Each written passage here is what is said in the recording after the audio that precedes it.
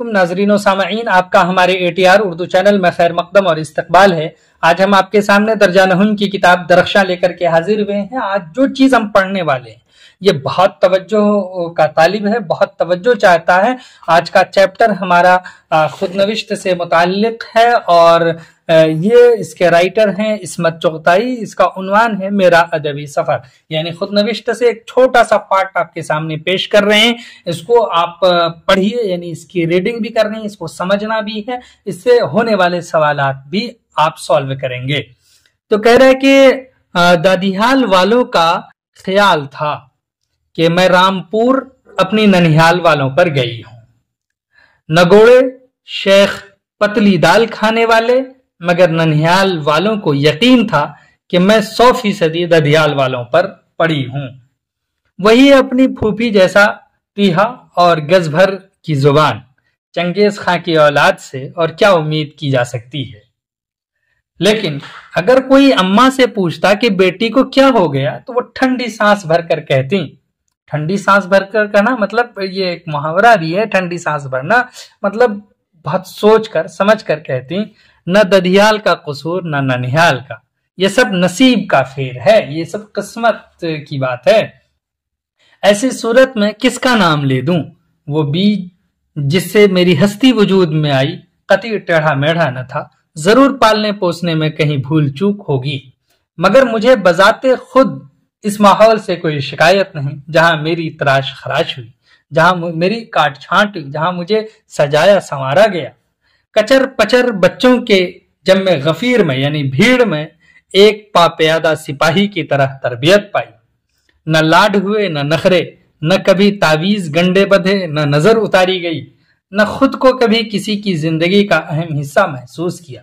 बहनें चूंकि बड़ी निकल गई थीं, इसलिए भाइयों की सफ में जगह मिली। खेल कूद का जमाना उन्हीं के साथ गिल्ली डंडा, फुटबॉल और हॉकी खेल कर गुजरा।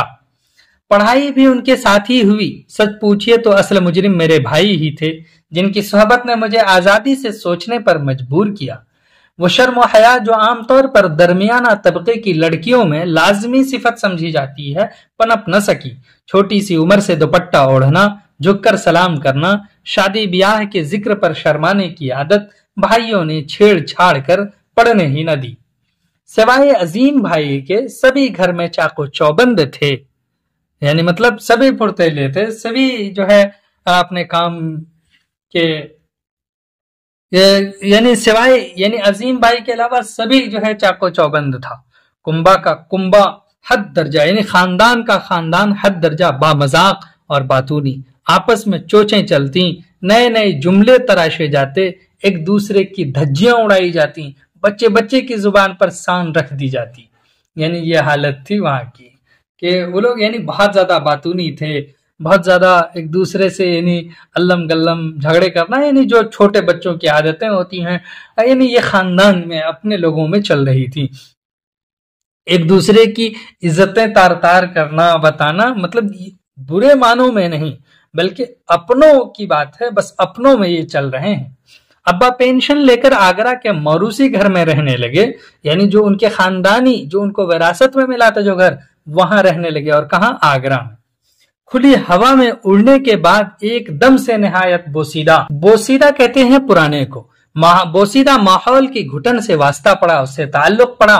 कहां फुटबॉल और गुल्ली डंडा और कहां आगरा मोहल्ला, पंजा शाही की बोसीदा गलियां और उन घटी हुई गलियों में पलने वाली झुकी झुकी नीम मदकूक लड़कियां। नीम मतलब आधा, मदकूक मतलब जिसकी बूटी बूटी हो गई हो, दबी कुचली लड़कियां जो अपने दिल की धड़कन से सहम जाती, सहम मतलब डर जाती। मेरी उन लड़कियों से बिल्कुल न बनी और उन बुढ़ियों से भी ठन गई जो मुझे छज्जों पर कलाचें भरता देखकर हैबत ज़दा होती थी। यानी हम जो है बाहर निकलते तो वहां पर देख करके वो डर जाती। नोज बुआ नच्छो की लौंडिया है कि मुआ बाजार तोबा तोबा, और मेरी अम्मा जान नुसरत खानम जिन्हें लोग प्यार से नच्छू कहते थे, शर्म के मारे पानी पानी हो जाती। यानी ये भी पानी पानी होना मुहावरा है, शर्म आना اور آگرہ کی ان مردہ گلیوں میں پہلی بار مجھے اپنے لڑکی ہونے کا صدمہ ہوا، یہ دکھ ہوا، عورت خدا نے کیوں پیدا کی؟ مری پٹی مجبور و محکوم ہستی کی کیا ضرورت؟ دھوبن روز رات کو پٹتی تھی، مہترانی کے آئے دن جوتے پڑا کرتے تھے، پاس پڑوس کی تمام ہی عورتیں آئے دن اپنے شوہروں کے جوتے کھایا کرتی تھیں، اور میں خدا سے گڑ گڑا کر دعا مانگتی، اے اللہ پاک مجھے لڑکا بنا دے کہ میں بھی چھت پر پتنگ اڑانے پر نہ پیٹوں، گلیوں میں کبڈی کھیل سکوں اور آزادی سے بندروں کے پیچھے بھاگتی پھروں۔ مگر آگرہ میں گندی گلیاں ہی نہ تھیں، ان گلیوں میں سارے دور اور قریب کے رشتہ دار بھی رہتے تھے، جن سے اماں لرزا کرتی تھیں، ڈرا کرتی تھیں۔ جب تک دوسرے شہروں میں رہے، آزاد رہے، اپنے کنبہ میں آ کر تو جیسے بیڑیاں پڑ گئیں۔ مگر مجھے آگرہ کی ان شرمیلی دبی دبائی لڑکیوں سے مجبوراً بہناپا جوڑنا پڑا، اور مجھے معلوم ہوا کہ یہ ظاہر میں بھولی نظر آنے والی لڑکیاں بڑی چلتی پرزہ ہیں، بڑی چالاک ہیں، چھپ کر وہ گل کھلائے جاتے ہیں کہ الہی توبہ، بڑھیوں کو چٹکیوں میں الو بنا کر گلی کے لونڈوں سے خوب پتنگ پینگیں بڑھاتی ہیں، ان سے تعلقات بڑھاتی ہیں۔ مجھے اس دوغلی زندگی سے بڑی کراہت آئی، مجھے گھن آئی، نفرت ہوئی، تکلیف ہوئی، آگرہ کی مکروہ فضا سے جلد ہی پیچھا چھوٹ گیا۔ مکروہ مطلب یہ خراب فضا سے، اور ہم لوگ علی گڑھ منتقل ہو گئے، وہاں چلے گئے۔ اماں کو سبھی خاندان والوں سے وحشت ہوتی تھی، یعنی اسے ڈر ہوتی تھی، تکلیف ہوتی تھی۔ علی گڑھ کی کھلی ہوا میں پھر ہماری پرانی زندگی لوٹ آئی، وہی پھوس کے بنگلے، ڈگی کا کنارہ اور ہرے بھرے کھیت، اور ان کھیتوں میں ککڑیاں، کھیرے چورانا، پیڑوں پر چڑھنا، اور پھر مجھے اپنے لڑکی ہونے کا غم نہ رہا، بلکہ لڑکی ہونے کے کچھ فائدے نظر آنے لگے۔ مثلا ابا کا حکم تھا کہ لڑکیوں کی چوٹی نہ کھینچی جائے اور نہ ان کی بالیوں میں انگلی ڈال کر جھٹکے دیے جائیں، لڑکیاں اگر ماریں تو سرکار سے شکایت کی جائے، مناسب سزا دی جائے گی۔ لڑکیاں کہاں، بس خاکسار ہی ایک لڑکی تھی جس کی شکایتیں ابا حضور کے دربار میں آئے دن پیش کی جاتی، مگر بھائی اتنے بدنام ہو چکے تھے کہ عموماً سزا انہیں ملتی، الٹے ڈانٹ دیے جاتے۔ علی گڑھ آ کر عظیم بھائی کے وجود کا احساس دن بدن بڑھنے لگا۔ خدا جانے انہیں مجھ سے کیوں ایک دم دلچسپی پیدا ہو گئی۔ مجھے تو بڑے بھائی نسیم ہمیشہ سے اچھے لگتے تھے، ان سے مار کھانے میں بھی مزہ آتا تھا، کیونکہ وہ پیسے اور مٹھائیاں بھی تو دیتے تھے۔ عظیم بھائی نہ پیسے دیتے نہ چپیتے مارتے، بڑی سنجیدگی سے بات کرتے، اور پھر انہوں نے مجھے تاریخ اور انگریزی پڑھانا شروع کی۔ یہ یاد نہیں رہا کہ ابتدا کیسے ہوئی، مگر اتنا یاد ہے کہ شام کو جب وہ کام سے تھکے ہارے آتے تھے تو اپنے برآمدے میں پلنگ پر لیٹ جاتے تھے اور مجھ سے کہتے زور زور سے پڑھو، پھر ترجمہ درست کرتے، املا لکھواتے، اس کے بعد باتیں کیا کرتے۔ یاد نہیں کیا کیا باتیں تھیں جن سے ابتدا ہوئی۔ بعد میں تو حدیث و قرآن کے بارے میں بتایا کرتے تھے۔ ان کا پڑھانے کا طریقہ عجیب تھا، کوئی ناول دیتے کہ اس کا ترجمہ کر ڈالو انگریزی سے اردو میں اور اردو سے انگریزی میں، 10 صفحے ترجمہ کروا ڈالتے۔ ناولوں کو ترجمہ کرنے میں کئی فائدے ہوتے تھے۔ ایک تو یہ کہ پوری ناول کا ترجمہ کرنے سے پہلے ناول ختم کرنا پڑتی تھی، اور اسی زمانے سے مجھے شدت سے ناولیں پڑھنے کا چکر پڑ گیا۔ ساری رات ناولیں پڑھیں، خاک پلے نہیں پڑا، یعنی کچھ نہیں سمجھتے تھے، لہٰذا پھر پڑھنا پڑی۔ ہارڈی وہ پہلا ناولسٹ تھا، یہ یاد رکھیے گا، جسے میں نے بقول عظیم بھائی گھول کر پی لیا تھا۔ اس زمانے میں عظیم بھائی نے مجھے اتنا متاثر کیا کہ میں بالکل ان کی آواز بازگشت بن گئی تھی۔ منصور کے پردے میں خدا بول رہا ہے، جب میں بولتی تو سب چڑھاتے کہ یہ میں نہیں، عظیم بھائی بول رہے ہیں، اور عظیم بھائی نے میری ناسمجھی سے فائدہ اٹھایا۔ وہ بات جو وہ خود نہ کہہ پاتے بڑی ہوشیاری سے میرے کان میں ڈال دیتے اور میں پھٹ سے کہہ دیتی۔ اس دور میں بقول خاندان والوں کے انہوں نے مجھے خوب بھڑکایا میری طبیعت جو پہلے ہی خود سر اور ضدی تھی ان کی شہ پا کر اور بھی قابو سے باہر ہو گئی۔ وہ ان دنوں قانون پڑھ رہے تھے، مطلب وکالت کی پڑھائی کر رہے تھے، اور ساتھ ہی ساتھ ایک کارخانے میں نوکری بھی کرتے تھے، مضمون بھی لکھا کرتے تھے۔ اس قدر محنت کرنے کے بعد وہ رات کو مجھے کئی گھنٹے پڑھایا کرتے۔ کبھی انہیں حرارت ہو جاتی یعنی بخار آ جاتا، کبھی سینے میں درد ہوتا، ہاتھ پیر اینٹھتے، ان کی بیوی بیٹی ان کی چھاتی سینکا کرتی اور وہ مجھے پڑھایا کرتے۔ انہوں نے کبھی مجھ سے سر یا پیر دبانے کو نہیں کہا، اور میں نے بھی کبھی ان کا کوئی کام کرنے کی ضرورت محسوس نہیں کی۔ بڑے بھائی جو تھے اس لیے مجھے پڑھانا تو ان کا فرض تھا۔ ایک دفعہ ان کو بڑی شدت کا کھانسی کا دورہ پڑ گیا۔ وہ 2 گھنٹے ہو گئے اور چند صفحوں کا ترجمہ ختم نہ ہو پایا۔ مجھے جھلاہٹ آنے لگی۔ ہم نہیں پڑھتے آپ سے، آپ تو اتنا کھانستے ہیں، میں نے جل کر کہا۔ بے وقوف کہیں کی، کیا ہم جان بوجھ کر کھانس رہے ہیں؟ انہوں نے ہنس کر کہا اور وعدہ کیا کہ اب نہیں کھانسیں گے۔ پتہ نہیں انہیں میرے مستقبل سے کیوں دلچسپی ہو گئی تھی۔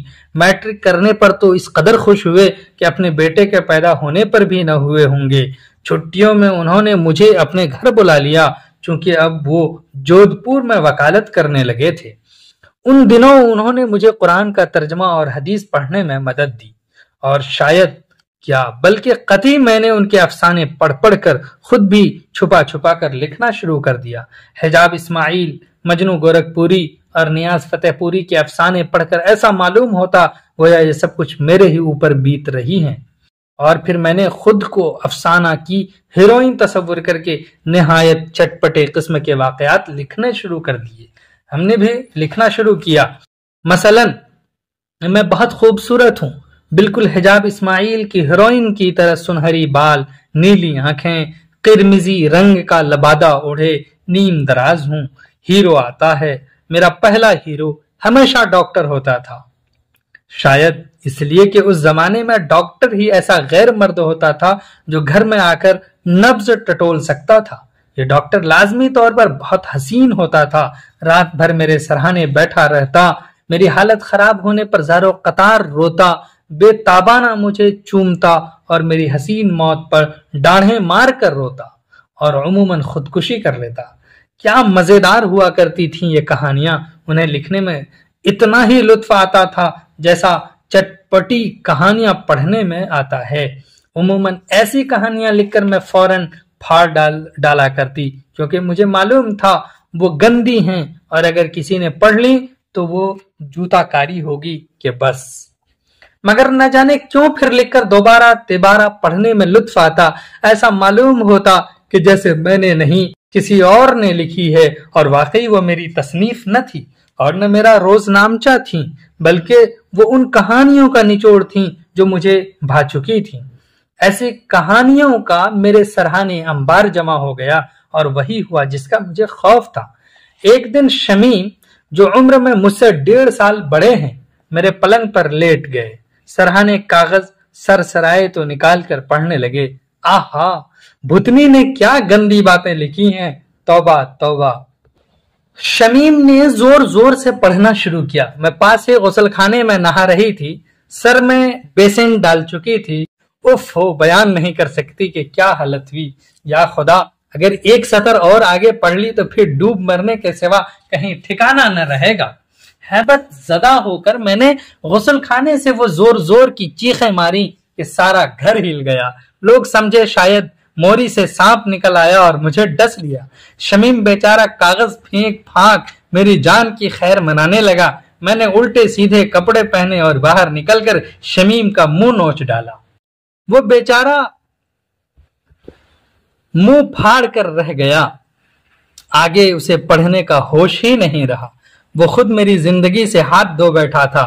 میں نے اسی وقت سارا پلندہ جلا کر خاک کر دیا۔ شمیم نے بہت کہنے کی کوشش کی کہ میں نے نہایت گندی کہانیاں لکھی تھیں، مگر میں نے جھٹلا دیا کہ ٹرانسلیشن تھا۔ وہ بیچارہ پرلے درجہ کا جھوٹا مشہور تھا، اس لیے کسی نے بھی نوٹس نہ لیا، کسی نے بھی ان کی بات کی تصدیق نہیں کی، سچ نہیں سمجھا۔ اب اس خیال سے کوفت ہوتی ہے تکلیف ہوتی ہے کہ اگر بجائے شمیم کے کوئی دوسرا بھائی پڑھ لیتا تو واقعی قیامت آ جاتی۔ بس اس دن سے میں نے توبہ کی کہ اول تو ایسی بیہودہ کہانیاں لکھوں گی ہی نہیں، اور اگر لکھوں بھی تو فوراً پھاڑ ڈالوں گی۔ حالانکہ اب اگر غور کرتی ہوں تو ہنسی آتی ہے، ان کہانیوں میں تو کچھ بھی نہیں تھا۔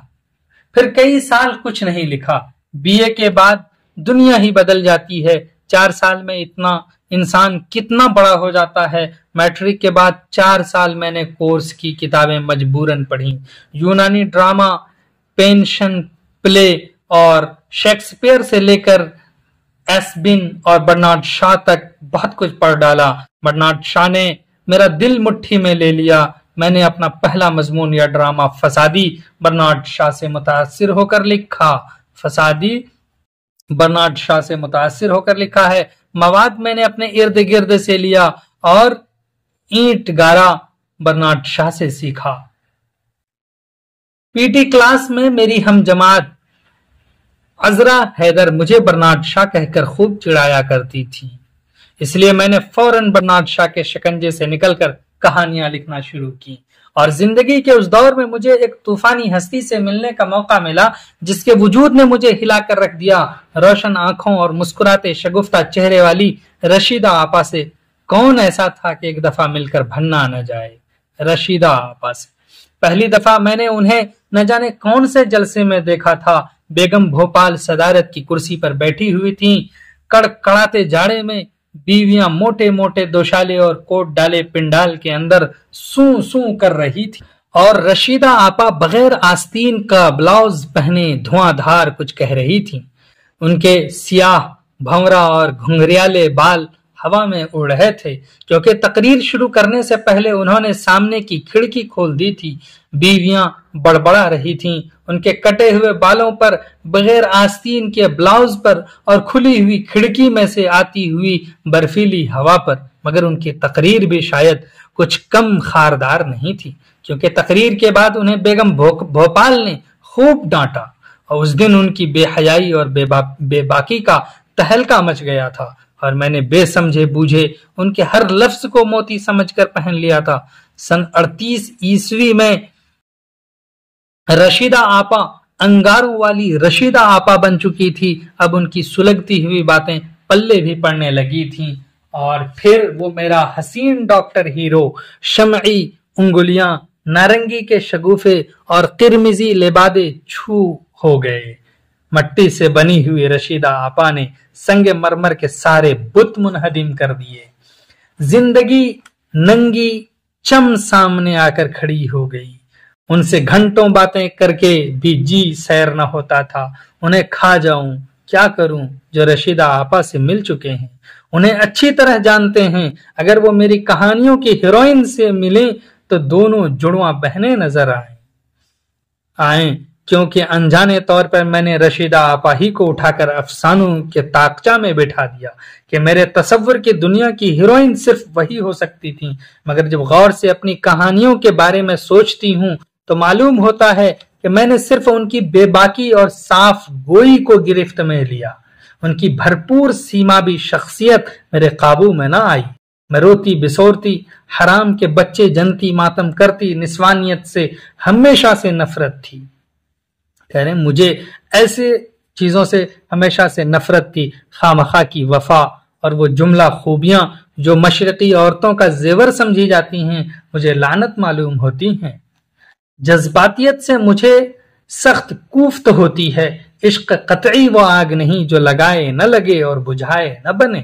عشق میں محبوب کی جان کو لاگو ہو جانا، خودکشی کرنا، واویلا کرنا میرے مذہب میں جائز نہیں۔ عشق مقوی دل و دماغ ہے نہ کہ جی کا روگ۔ یہ سب میں نے رشیدہ آپا سے سیکھا اور مجھے یقین ہو گیا کہ رشیدہ آپا جیسی لڑکی 100 لڑکیوں پر بھاری پڑ سکتی ہیں۔ ملک کی تقسیم کے بعد سوائے فسادات کے اور کچھ ذہن میں باقی نہ رہا۔ ملک بکھرا، دنیا بکھری اور اس کے ساتھ کتنی ہی حسین و نازک قدریں چور چور ہو گئیں۔ مقصدی ادب کے نعرے نے اور زیادہ گڑبڑا دیا۔ کیوں لکھیں اور کیا لکھیں، کیوں لکھیں اور کیا لکھیں کہ مخمسے، یہ سین سے ہو گیا، سواد سے ہوگا مخمسہ، میں پڑھ کر اور بھی راستہ گم ہو گیا۔ انجمن ترقی پسند مصنفین نے بہت کچھ دیا اور بہت کچھ مٹا دیا، کتنے نئے ساتھی ملے اور پرانے بچھڑ گئے، اور پھر وہ شاخ ہی نہ رہی جس پہ آشیاں نہ تھا۔ انجمن کے پرخچے اڑ گئے، بمبئی گروپ جس کی طرف لوگوں کی نظریں اٹھا کرتی تھیں فلموں میں غرق ہو گیا۔ ظاہر ہے صرف رسالوں کے لیے لکھ کر روزی نہیں کمائی جا سکتی، نہ ناولیں اور افسانوں کے مجموعوں سے بمبئی کا خرچہ چل سکتا تھا۔ فلم ہی ایک ایسی لائن ہے جہاں اگر ہاتھ لگ جائے تو قلم چلا کر روٹی کا سہارا ہو سکتا ہے۔ فلموں کے لیے لکھتے وقت معلوم ہوا کہ یہاں نہ بے باکی کی دھونس چلتی ہے، نہ صاف گوئی کام آتی ہے۔ یہاں تو وہ چیز چاہیے جو چیڑ اور پھاڑ کی دولت لائے، جو چھپر پھاڑ کر دولت لائے۔ یہاں تو وہ چیز چاہیے جو چھپڑ پھاڑ کر دولت لائے۔ یہاں ایک خاص بدھی ہوئی لکیر کے مطابق چلنا ہوگا، لہذا چلنے والے چلے اور ناک کے بل چلے۔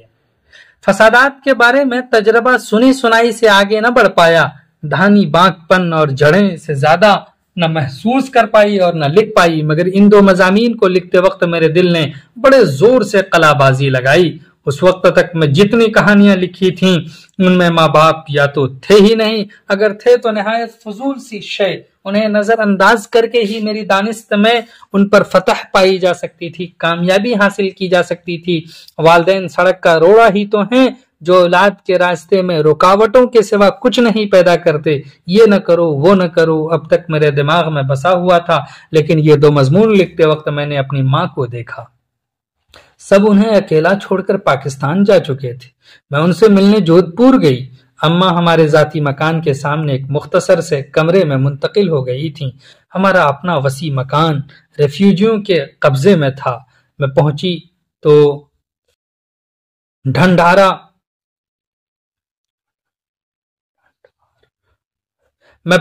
ڈھنڈار اجڑے ہوئے کمرے میں اماں بیٹھی ہوئی تھیں۔ اماں کو ہم لوگوں کو چومنے چاٹنے کی کبھی فرصت نہ ملی۔ مجھے نہیں یاد اس سے پہلے کبھی انہوں نے محبت کا اظہار کیا ہو، مگر اس وقت مجھے دیکھ کر وہ بچوں کی طرح پھوٹ پھوٹ کر رونے لگی۔ اپنے قیام کے زمانے میں بار بار میں نے دیکھا وہ خاموش کھڑکی سے اپنے گھر کو تک رہی ہیں، جہاں بھرے پرے خاندان کے ساتھ ہم سب ہنسی خوشی رہتے تھے۔ بچے کلاچیں بھرتے تھے، لڑائیاں ہوتی تھیں، ملاپ ہوتے تھے۔ میں نے ان کی عمر کی طرف دیکھا، اس اکیلے پن کو دیکھا۔ موٹے موٹے 10 بچے پیدا کر کے بھی وہ اکیلی تھی۔ میرے دل میں پیار کا طوفان ابل آیا، مامتا جاگ اٹھی۔ میں نے اپنی ماں کی طرف دیکھا، پھر اپنی بچی کی طرف دیکھا اور ان دو ہستیوں کے بیچ میں خود کو جکڑا ہوا پایا۔ اپنی ماں کو دیکھ کر مجھے پہلی دفعہ ساری دنیا کی بڑھیوں پر پیار آنے لگا، جو دنیا کو بساتی ہیں، مر مر کر جنم دیتی ہیں، انہیں پالتی پوستی ہیں، جو سب کچھ ان پر نچھاور کرتی ہیں، نہ ان سے اسٹامپ لکھاتی ہیں، نہ پکے کاغذ پر رسید۔ اب اگر اولاد ان کے بڑھاپے کا خیال کر لے تو فرما بردار ہے، جو اپنے بال بچوں کے خرچہ سے کچھ نہ بچے تو مجبور ہے۔ پرانے زمانے میں بڑے بوڑھوں کو لوگ بیکار جنس سمجھ کر زندہ دفن کر دیا کرتے تھے۔ یہ سنسان بڑھاپا کس قدر محیب شے ہے۔ اور یہ بھی اتفاق ہی تھا جو میری اپنی ماں اماں سے ملاقات ہو گئی اور کچھ سوئے ہوئے تار جاگ اٹھے۔ ابھی کتنے تار ہیں جو مردہ خاموش سوئے پڑے ہیں۔ کون جانے کون سے مضراب اور پیدا ہوں گے جن کی چوٹ سے بہت سی نیندیں ٹوٹیں گی۔ ٹھہرے ہوئے پانی پر کائی جم جاتی ہے، ایک ننھا سا کنکر سطح پر گرتا ہے، کائی چھٹ جاتی ہے، جگمگاتی دنیا کا عکس پانی کی سطح پر لو دینے لگتا ہے، انسان ایک قدم آگے بڑھتا ہے۔ آپ نے عصمت چغتائی کا ایک طویل اقتباس ملاحظہ کیا، آپ نے پڑھا ان کے خود نوشت کا ایک بڑا سا اقتباس، ان کو اختصار میں دیکھیے۔ عصمت چغتائی نے اپنی آپ بیتی میں اس ماحول کی خاص طور پر عکاسی کی ہے جس میں انہیں ایک منفرد فنکار کی حیثیت سے ابھرنے کا موقع ملا۔ والدین اور بھائی بہنوں کا خصوصی ذکر ہے۔ ان کی تحریر سے اندازہ ہوتا ہے کہ انہوں نے ترقی پسند تحریک سے وابستگی کے زمانے میں سب سے زیادہ اثرات رشید جہاں سے حاصل کیے، یعنی رشیدہ آپا سے حاصل کیے۔ رشید جہاں کے خیالات اور ان کی شخصیت عصمت چغتائی کے ذہن میں ہمیشہ ایک مثال بنی رہی۔ ان کے علاوہ وہ اپنے بھائی عظیم بیگ چغتائی سے بھی خاصی متاثر رہی ہیں۔ عصمت چغتائی نے اپنی مختصر آپ بیتی میں اپنے خاندانی حالات بھی پیش کر دیے ہیں، اپنے عہد کی ادبی سرگرمیوں کا بھی ذکر کیا ہے، اپنی تعلیم و تربیت، معاصرین سے تاثرات، اپنے پسند و ناپسند، اپنے زمانے کے سیاسی و سماجی حالات، غرض ان تمام باتوں کا ذکر کر دیا ہے جو خود ان کی شخصیت کو سمجھنے میں معاون ثابت ہوتی ہیں۔ چلیے پھر ہم آپ سے ملتے ہیں، تب تک کے لیے خدا حافظ، السلام علیکم۔